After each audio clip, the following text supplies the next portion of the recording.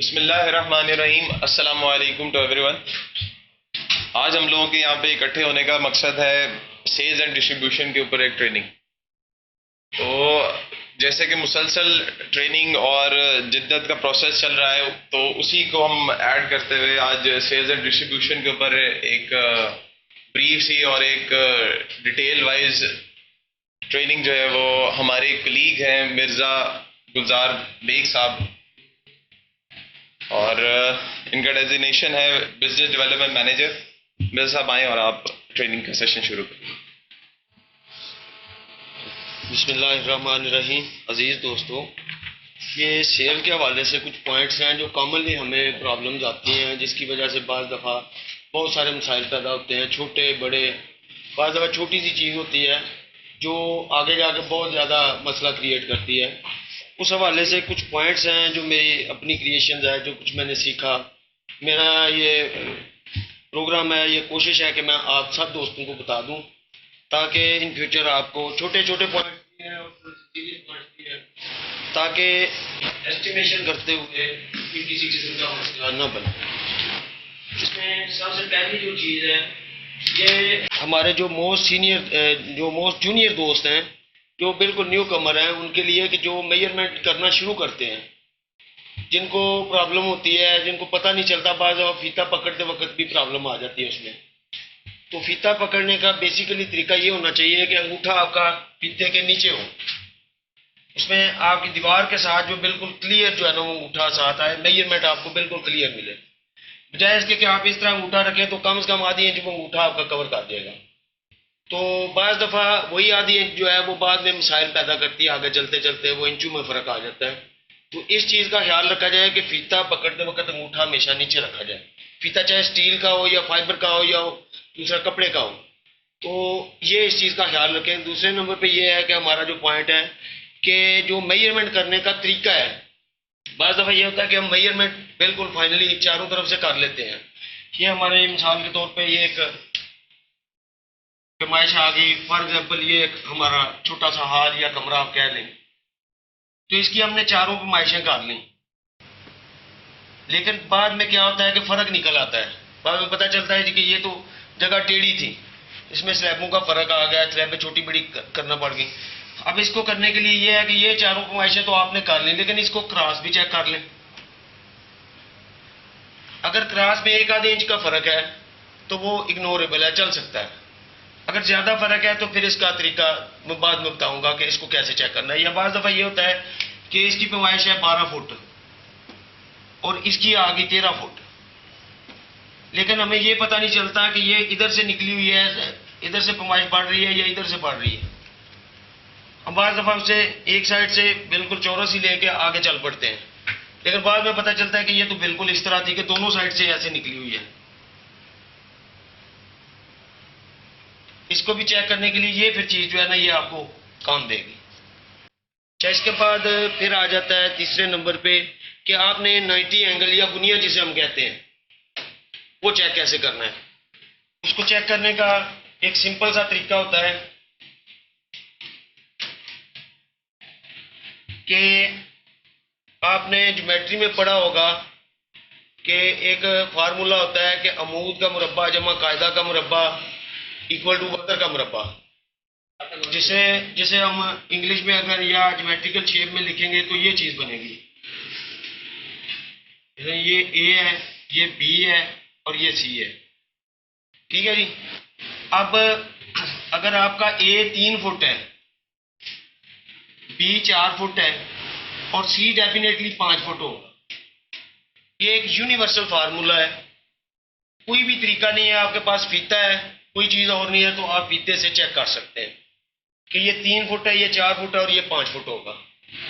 अब ये 3 foot 4 foot और ये 5 फुट कैसे आता है, ये मैं आपको थोड़ा सा क्लियर कर देता हूँ, ताकि ये हालांकि हमने स्कूल लेवल में पढ़ी हुई हैं चीज़ें, लेकिन रिपीट करने से ये होता है बाज़ दफ़ा जेहन से निकली होती है चीज़, तो दोबारा आप जो है ना रिफ्रेश हो जाएगी। अब ये मिसाल के तौर पे ये ए है प्लस बी इक्वल टू सी। अब सी का हमें नहीं पता कि सी कैसे है, ये हमें पता है कि ये 3 फुट है, ये 4 फुट है, ये हमने मालूम करना है ये कितना है।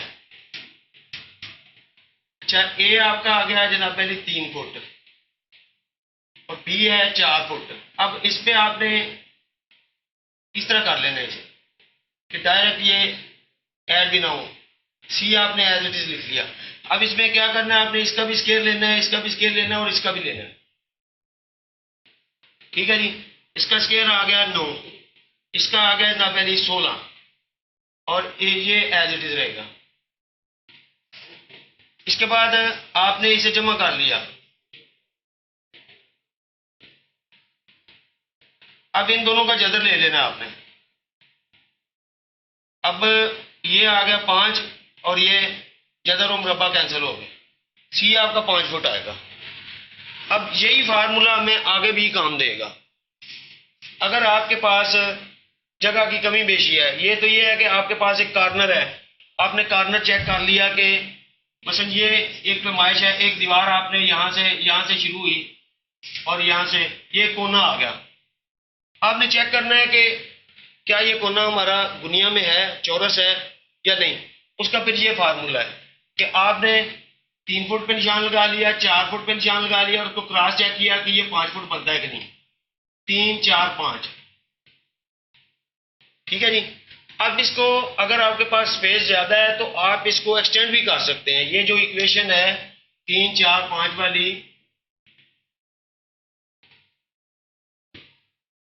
इसे आप 2 से ज़रूर भी दे सकते हैं, 3 से भी दे सकते हैं, 5 से भी दे सकते हैं, 10 से भी दे सकते हैं। जितना आपके पास ज्यादा होगा, स्पेस ज्यादा होगी, जितनी आप इसे बड़ा रखेंगे उतनी एक्यूरेसी ज्यादा आएगी।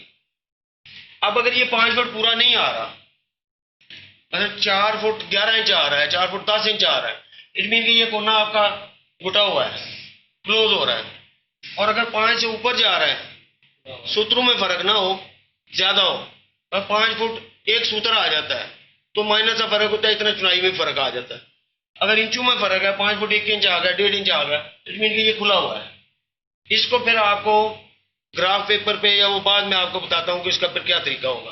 बहरहाल ये गुनिया चेक करने का तरीका है। इसके बाद दूसरा तरीका गुनिया चेक करने का, एक तो ये होगा कि आपके पास स्पेस है, जगह है, ठीक है, ये दीवारें हैं, इसमें कोई दरवाजा या खिड़की वगैरह नहीं है, ठीक है जी, स्मूथली दीवारें हैं, तो फिर आप ये फार्मूला लगा सकते हैं। सर इसमें अगर 90 का एंगल अगर सिर्फ चेक कर लिया जाए, उससे नहीं पता चल यही 90 एंगल ही है। जैसे आप पूरी मेजरमेंट कर रहे हैं उसका, ये जब आपका ये 3 और ये और 4 और ये 5, ठीक है, और इसमें ये फिर आपका एंगल जो है ये डेफिनेटली 90 होगा। अगर ये 90 का होगा देन वो 5 आएगा।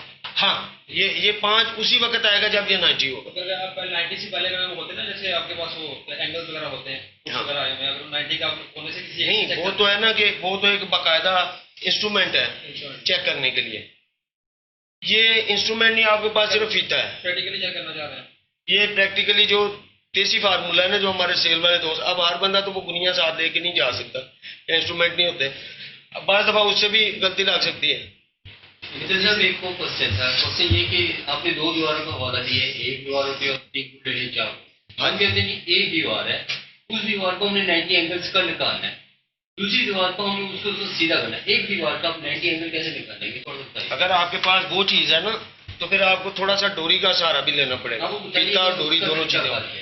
अगर आपके पास मिसाल के तौर पर ये दीवार नहीं है, ठीक है जी, ये दीवार है ही नहीं आपकी, एक दीवार, ठीक है, तो फिर आप क्या करेंगे, फिर आप इसे, ये दीवार बनी हुई है, इसी लाइन को आप एक्सटेंड करेंगे आगे। ये ठीक है सर। ये बेसिकली कंस्ट्रक्शन लेआउट का सवाल बन जाता है, ठीक है जी।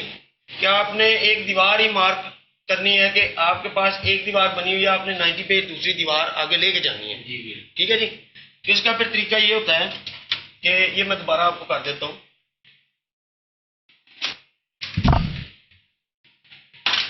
इसमें ये होगा कि ये आपकी दीवार आ रही है, ये अब वो फार्मूला नहीं लगेगा, इसमें थोड़ा सा ना चेंज हो जाएगा।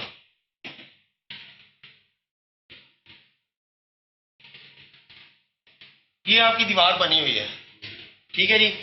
आगे आपको कोई पता नहीं कि आपकी दीवार अगर 90 एंगल पे लेते हैं तो कहाँ आएगी। इसका फिर तरीका ये होता है कि डोरी यहां से शुरू करें और इसे आगे एक्सटेंड करते जाएं, ठीक है जी। आपका पॉइंट ये होगा, ठीक है जी। अब आपने क्या करना है कि यहाँ पे आप 10 फुट पे निशान लगा लें, ठीक है जी। यहाँ पे भी 10 फुट पे निशान लगा लें।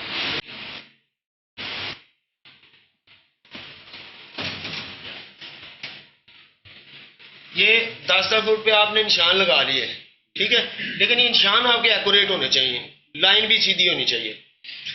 अब यहाँ से आपने क्या करना है, अब डोरी आपने यहाँ पे शिफ्ट कर लेनी है, ठीक है जी। डोरी यहाँ पे शिफ्ट की, ये 10 है तो आपने इसको डेढ़ गुना या 2 गुना पे लेके जाना है। कम से कम 1.5 गुना होना चाहिए, 15 या 20 के दरमियान होना चाहिए। ये आपकी अपनी असेसमेंट है, जितनी आपके पास स्पेस है। आप 20 फुट खोल लें इसे, 20 फुट खोल के यहाँ पे एक निशान लगा लें। अगर आपने जैसे ये हमें बताया था, ये फार्मूला जी कायदा जमा अमूद इक्वल है, सिम भाई वो एक अलहदा चीज आ जाती है कि आपके पास 2 चीजें बनी हुई हैं, तीसरी आपने चेक कर दी। हाँ, इसी एंगल्स को अगर हम कायदा जमा अमूद का एंगल लगाएं तो उसको क्रॉस चेकिंग करना चाहिए निशान। आपके पास आप कह रहे हैं कि दीवार ही एक है जी, एक दीवार, ठीक है जी। तो इसमें फिर और भी हो सकता है कि आप 2 फीते खोल लें, यहाँ पे 4 ले लें और यहाँ पे 4 और 5 आप मैच करते हैं, वहाँ पे निशान लगा लें। सेंटर पॉइंट निकालना है।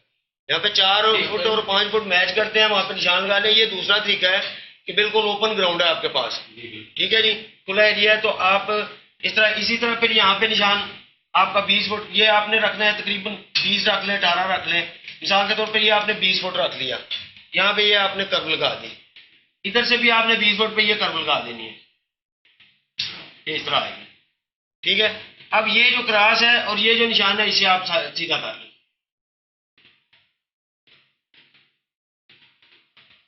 ये आपका 90 होगा।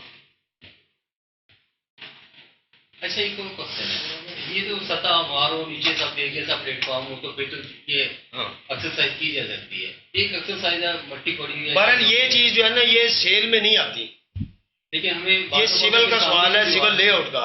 आप दूसरी तरफ ले गए इसे। मैं दूसरा तरीका, अभी आपने आधा तरीका सुना है, आधा मैं दूसरा तरीका आपको बताने लगा था कि गुनिया चेक करने का दूसरा तरीका क्या है। ये तो 3, 4, 5 वाला है ना, सिंपल सा। उसके अलावा अगर आपने चेक करना तो उसमें फिर कैलकुलेटर यूज होगा, कैलकुलेटर यूज होगा और आप किसी भी शक्ल का गुनिया निकाल सकते हैं। वो मैं आपको बताने लगा था कि अगर आपके पास जगह में फर्क आ जाता है, कोई खिड़की आ गई, लाजमी बात नहीं कि हर दफा आपको स्मूथली दीवारें ही मिले। अच्छा, यहाँ पे एक आपका ये कॉर्नर बना हुआ है, यहाँ पे जनाब अली ये भी दीवार तो इस तरह ही है, लेकिन यहाँ पे एक खिड़की आ गई या दरवाजा आ गया, यहाँ पे भी कोई कटिंग आ गई।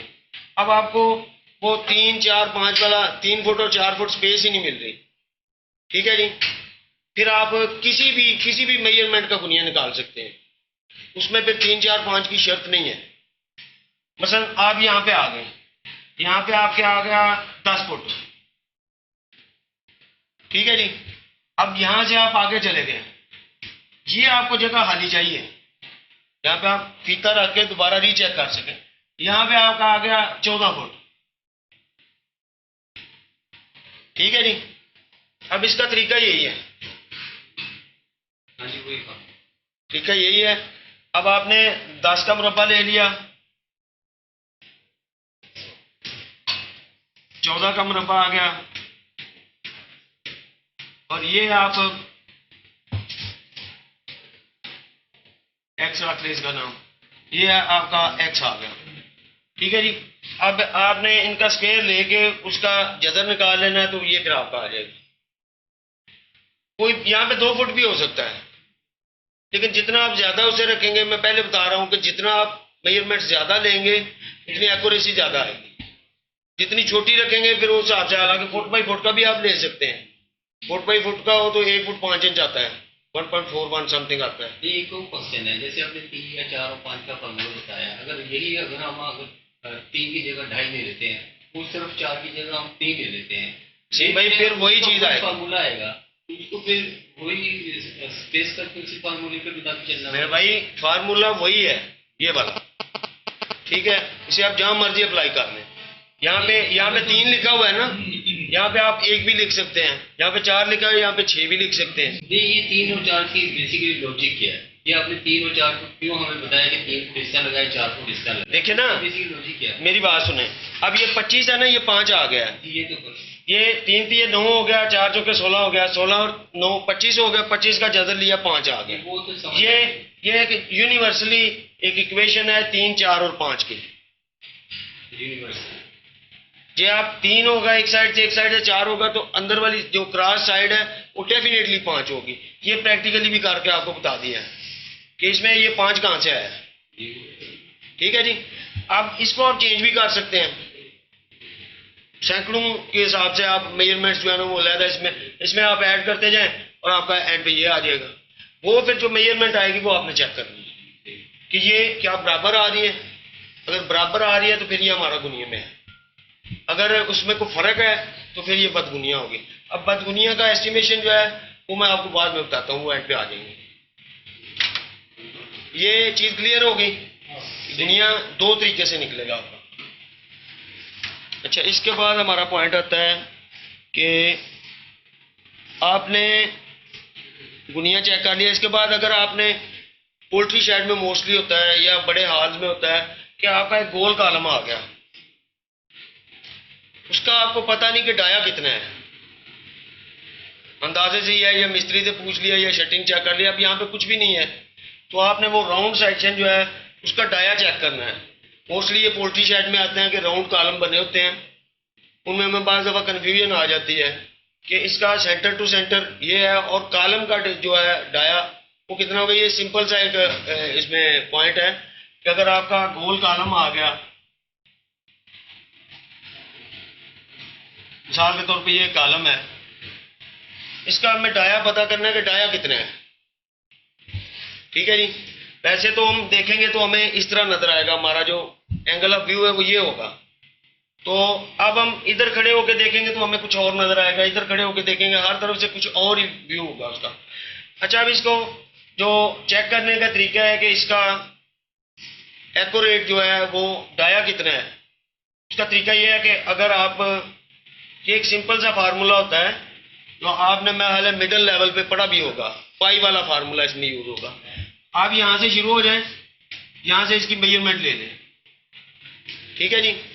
मतलब ये आ गया 3.96। ठीक है जी, फॉर एग्जाम्पल बात कर रहा हूँ।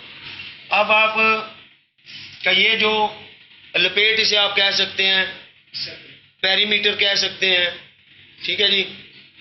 तो या इसकी जो सरफेस की लेंथ है वो कह सकते हैं कि ये जो इसकी सरफेस है इसकी इतनी लेंथ आ गई, या मेजरमेंट आप सिंपल कह लें कि ये इसका लपेट है या बाहर की आउटर जो मेजरमेंट है।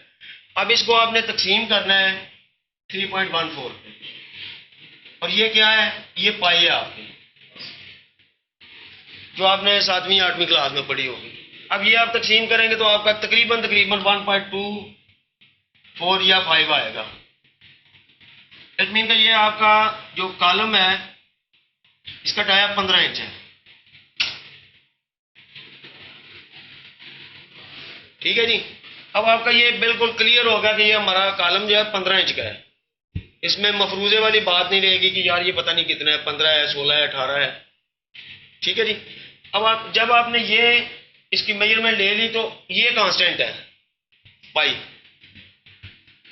ये आपने इस पे जो है ना ये सारा ये पाई डी फार्मूला होता है बेसिकली, ये उसको उल्ट किया है। इसका सर बोर्ड पे करना का तरीका क्या होता है? जैसे आपने ये फिगर लिखी है 3.96, आपने इनको फार्मूला बताया 3.14। ये तो एक दोस्त ने, मैं आपको ये एक दोस्त ने प्रैक्टिकली मेजरमेंट की थी, ये शुएब गुलजार से मैंने करवाई थी। मैंने कहा कि ये आप कॉलम का लपेट लें कितना बनता है, उसने कहा जी 3.96 है, 3 फुट 11.5 इंच। अच्छा, इसको हम 3.9, इसको मैंने कहा जी कि 3.14 पे डिवाइड कर दें, कर दिया, तकरीबन ये जवाब आया था। मैंने कहा ये 15 इंच है आपका। ठीक है जी। ये एक छोटी सी टिप है कि अगर आपका राउंड शेप का कोई कॉलम आ जाता है तो उसका डाया कैसे निकालना है। बेसिकली फार्मूला होता है पाई डी। ठीक है जी। मतलब आपने फार्मूला लगा दिया, क्या ये फिगर 3. पाई डी लगाएंगे तो आपका पेरीमीटर आ जाएगा। अब पेरीमीटर है आपके पास, पाई भी है, डाया नहीं है, उसको उल्ट कर लेना आप। ठीक है जी। ये चीज फार्मूला लिख देते हैं ताकि पता चल जाए। नहीं, ये फार्मूला है ना, ये पाई और डी, ये आ जाएगा आपका पेरीमीटर। ठीक है जी, या आप इसे आम देसी जुबान में कह सकते हैं कि लपेट इसका जो है। हाँ, हाँ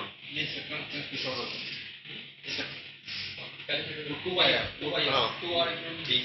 अब ये हमारे पास है, ये है ना 3.96, ठीक है जी। पाई भी हमारे पास है 3.14 और डी, अब यहाँ पे ये ज़रब आ रहा है, ठीक है जी। अब डी यहाँ पे रह गया, ये यहाँ पे तकसीम हो गया, ठीक है जी। ये आपको पता है कि ये इक्वेशन का फार्मूला है कि जो मेजरमेंट या जो भी फिगर इधर ज़रब खा रही है वो इधर तकसीम होगी, इधर तकसीम हो रही है इधर ज़रब खाएगी, ठीक है जी। ये इस तरह फिर है, ठीक है जी। ये क्लियर हो गया, ठीक है। अब इसके बाद हमारा आ जाएगा कि आपने प्रॉपर तरीके से लोड चार्ट कैसे चेक करना है, मेन के लिए, सेकेंडरी के लिए, ठीक है जी। तरीकाकार एक ही है। अब एक मैं छोटी सी मिसाल देता हूं तरीकाकार समझाने के लिए सिर्फ। वैसे 4 नौ का गार्डर है, उसकी 13 फुट पे आ रही है 450, जो रीडिंग है हमारे पास वो 450 आ रही है। अब 14 फुट पे है 417, ठीक है जी। लोड चार्ट पे यही लिखी होगी, ठीक है जी। ये 4 नौ के गार्डर का है। मोस्टली हमारे जो बड़े भी सेक्शंस हैं उनमें यही फिगर तकरीबन 450 के बाद 415, 16, 17 राउंड अबाउट यही आती है।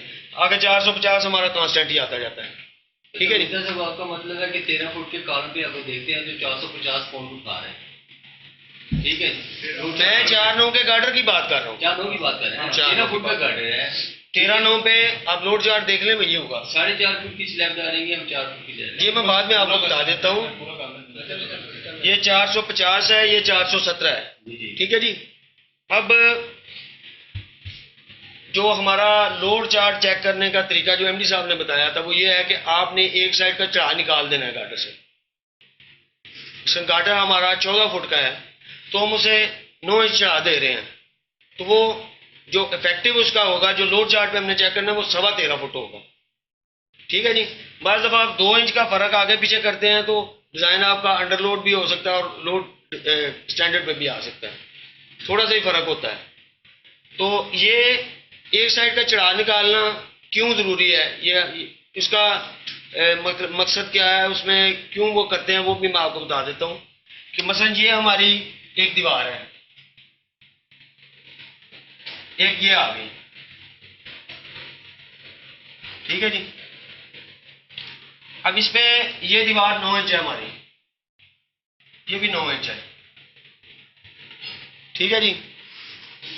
ये मिसाल के तौर पे अंदर अंदर 12.5 फुट है, ठीक है जी।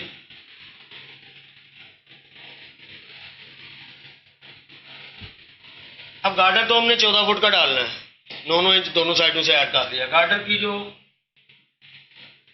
गार्डर आपका 14 फुट का होगा, ठीक है जी। लेकिन हम डिज़ाइन जो है वो 13.25 पे क्यों चेक करेंगे, ठीक है जी। ये इंजीनियरिंग का रूल है, असूल है कि जो भी चीज़ है जिसका भी लोड आएगा किसी दीवार पे या किसी और भी आइटम पे तो उसके सेंटर पे आएगा। साइड पे अगर होगा, अब ये सेंटर इसका ये भी आ सकता है और लेंथ वाइज भी आ सकता है, ये विड्थ वाइज जो सेंटर है मैं इसकी बात कर रहा हूँ। अच्छा, अब यहाँ पे ये इसका सेंटर आ गया, इसको इंजीनियरिंग पॉइंट ऑफ व्यू से कहते हैं पॉइंट ऑफ कांटेक्ट, जो मैक्सिमम लोड ले रहा है, ठीक है जी। अब ये कितना है, सेंटर अगर ले दीवार का तो ये 4.5 इंच बनता है, ये भी 4.5 इंच बनता है, ठीक है जी। ये आ जाएगा 4.5 इंच, ये मैं छोटा सा करके लिख रहा हूं, ये भी 4.5 इंच होगा यहां तक, ठीक है जी। अब ये 4.5 इंच और 4.5 इंच कितना बन गया, 9 इंच बन गया ना। 9 इंच हमने छोड़ दिया, इट मीन के एक दीवार हमने छोड़ दी, ठीक है जी। अब क्लियर हो गया या दोबारा रिपीट कर दूं, ठीक है जी। कि ये जो दीवार का सेंटर है, एक साइड से भी आपने सेंटर लेना है, दूसरी साइड से भी सेंटर लेना है। हाफ ऑफ दीवार आपने छोड़नी है, हाफ प्लस हाफ मीन एक होगी, एक दीवार आपने छोड़ दी, ठीक है जी। अब ये हम लोड इसका चेक करेंगे 13 फुट 3 इंच पे। यहाँ से जो डिस्टेंस आएगा यहाँ से लेके यहाँ तक वो 13 फुट 3 इंच होगा।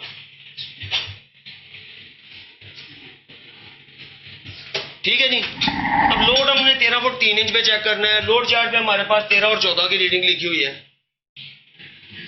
ठीक है जी। अब इसका तरीका, दो तरीके हैं, एक आप एवरेज निकाल के या एक आप माइनस प्लस करके कर सकते हैं। दोनों तरीके मैं आपको समझाता हूं। अब इसमें पहला तरीका क्या है कि अगर आप फॉर एग्जांपल 13.5 पे चेक कर रहे हैं तो इन दोनों की एवरेज ले लें। ठीक है जी। ये आएगी तकरीबन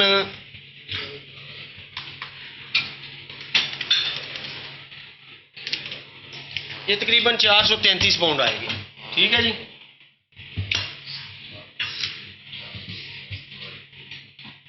$433.5 भी लिख लें। ठीक है जी। ये 13.5 की है, ये 13 की है, ये 14 की है, ये 13.5 की है। ठीक है जी। अब अगर आपने 13.25 पे आना फिर दोनों की एवरेज ले लें। अगर 13 फुट 9 इंच पे आना फिर इन दोनों की ले लें। ठीक है जी। तो इन दोनों की आएगी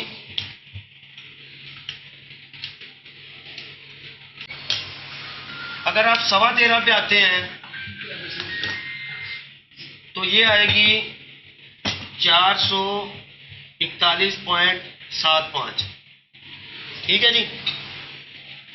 क्लियर है, नजर आ रहा है, सही है? मैं थोड़ा खोल के लिख दूं। ठीक है। अच्छा, अगर आपने 13 फुट 9 इंच पे जाना है, मसलन आपका 14.5 फुट का गार्डर है, उसमें आपने 9 इंच निकाल लिया और 13 फुट 9 इंच होगा, उसे 14 पे कभी चेक नहीं करेंगे। बार दफा ये होता है कि 14.5 14 पे चेक कर लिया जी, ठीक है डिजाइन आ रहा है, लेकिन होता वो खराब हो जाता है। 3 इंच और आप पीछे आएंगे तो वो कुछ और हो जाएगा।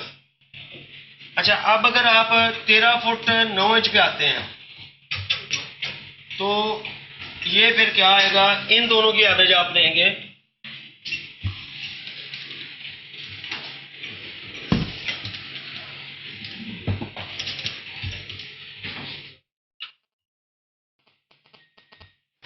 ये आ जाएगी 425.25।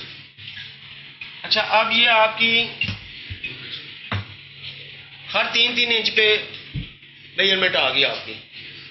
ठीक है, ये चीज क्लियर हो गई कि पहले आपने 13 और 14 की रीडिंग तो आपको पता है, 13.5 निकाल ली। 13.5 में से अगर आपको 13.25 चाहिए तो फिर आप इन दोनों की मजीद एवरेज निकाल लेंगे, और अगर 13 फुट 9 इंच की चाहिए तो फिर इन दोनों की एवरेज निकाल लेंगे। अब इसमें एक और तरीका भी है जो थोड़ा सा शॉर्टकट है मगर समझने की बात है। चीजें यही आएंगी, वो मैं आपको यहाँ पे करके दिखा दूं या दोबारा कर देता हूँ।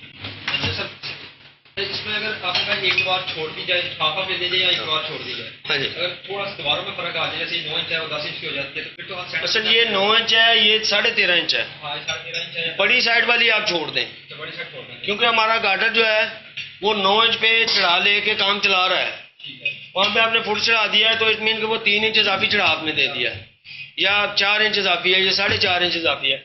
आप बड़ी दीवार छोड़ दें, ये जो बड़ी दीवार है वो छोड़ देंगे। वो छोड़ दें। अच्छा, वो आपने दूसरा मैंने पूछा था, पॉइंट्स आपने ये निकाले हैं 3 और 5 या 7.5 या 2.5, इस तरह का पॉइंट कोई राउंड ऑफ होकर थोड़ा नीचे जा रहा है, थोड़ा ऊपर जा रहा है, वो किसको लेंगे सर? नहीं, आप अगर राउंड फिगर लेनी है तो फिर आप इसे 442, वैसे आपका ये कैलकुलेटर पे एज इट इज ही आएगा। फिर आपने मजीद अगर 4.5 पे डिवाइड करना है तो वो आपको एक्यूरेट पता चल जाएगा। अच्छा, आपने अगर नहीं लिखना तो राउंड फिगर कर लें तो ये छोड़ दें, और ये जो है ये 442 कर लें। ठीक है जी। ठीक हो, ये जो है ये फिर आप इस तरह ही रहने दें या इसको अगली फिगर में ले लें। ठीक है जी। अब इसमें दूसरा तरीका ये है, जो हमारी ये फिगर्स वही रहेंगी,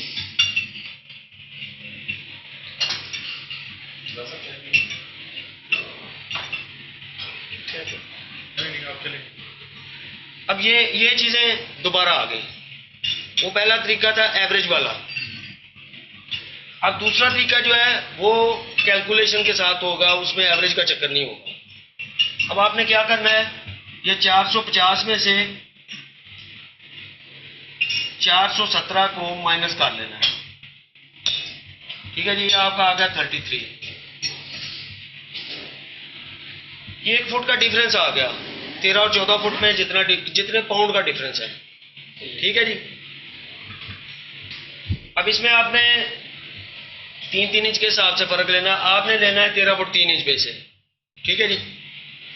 तो जाहिर बात है वो 3-3 इंच आप इसके क्वार्टर बन जाएंगे, 4 क्वार्टर बनेंगे तो फिर 1 फुट हो जाएगा। ठीक है जी, 3 इंच 1 क्वार्टर हो गया फुट का। अब आपने इसे तकसीम 4 कर लिया, ये आपका तकरीबन 8.25 आ गया। अब ये लोड चार्ट का असूल है कि जब गार्डर की लेंथ बढ़ेगी तो उसकी लोड बेरिंग कैपेसिटी कम हो जाएगी, जब उसकी लेंथ कम होगी तो लोड बेरिंग कैपेसिटी बढ़ जाएगी, चाहे 2 पाउंड बढ़े। ठीक है जी, या 4 पाउंड या 10 पाउंड या 100 पाउंड, लेकिन वो बढ़ेगी जरूर। अब आपने 13 से 13.25 फुट पे जाना है तो डेफिनेटली आपकी जो लोड बेरिंग कैपेसिटी है 450 से कम होगी। कितनी कम होगी ये फर्क आएगा उसमें 3 इंच का। अब आपने अगर 13.25 पे जाना है तो फिर आपका 450 माइनस 8.25 आ जाएगा, और फिगर ये वही आएगी 441.75 जो पहले एवरेज निकाल के निकाली थी। ठीक है जी। अब 13.5 का तो मसला ही नहीं है कि आपने इन दोनों की एवरेज निकालनी है। अगर आपने 13 फुट 9 इंच पे जाना है तो फिर आपने क्या करना है, फिर आपने 450 को नहीं छेड़ना, फिर आपने 417 में ये प्लस कर लेना है, क्योंकि आप पीछे आ रहे हैं, पीछे आएंगे तो कैपेसिटी बढ़ेगी। फिर 400